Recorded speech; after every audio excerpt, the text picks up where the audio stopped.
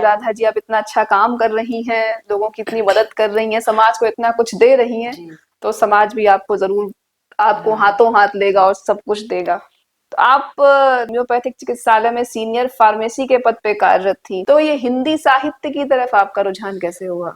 हाँ, ये अपने में चुनौती तो नहीं कहेंगे, लेकिन सरप्राइज कह सकते हैं। हिंदी बचपन में वैसे हिंदी से लगाव तो नहीं था, लेकिन शायद एक अंदर हमारे अंदर एक स्वाभाविक रहा होगा, या ईश्वर प्रदत्त वो चीज हमारे अंदर थी कि कभी भी अगर मुझे कहा जाता था हिंदी में, तो वो कविता की कुछ पंक्तियां बन पंक्तियाँ जाती होती थी थी।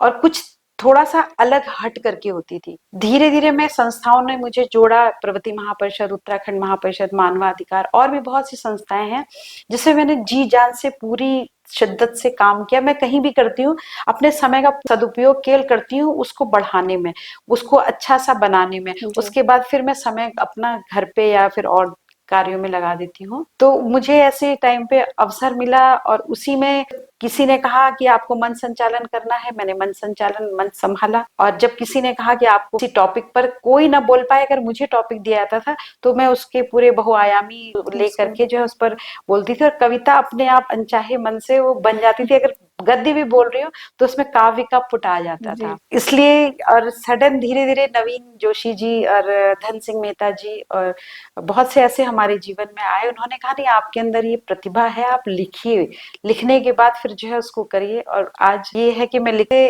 इतना लोगों ने मुझसे लिखवाया कि मैं लिखते लिखते आज मेरी एक किताब काव्य झरना आपके बिल्कुल, सामने बिल्कुल। जी। आई, और ये भी 15 दिन के अंदर ये पुस्तक छपी। और राजकीय राज कर्मचारी हिंदी संस्थान से पुरस्कृत हुई। बिल्कुल। डॉक्टर हरिवंश राय बच्चन पुरस्कार से सम्मानित होने के साथ ही 1 लाख की धनराशि भी हमें प्राप्त हुई।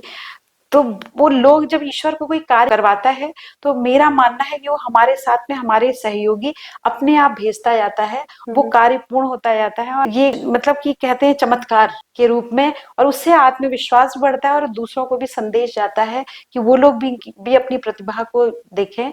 और ये किताब छोटे रूप में है और मैं आगे भी कहानियां भी लिख रही हूँ, उसके लिए भी गया है।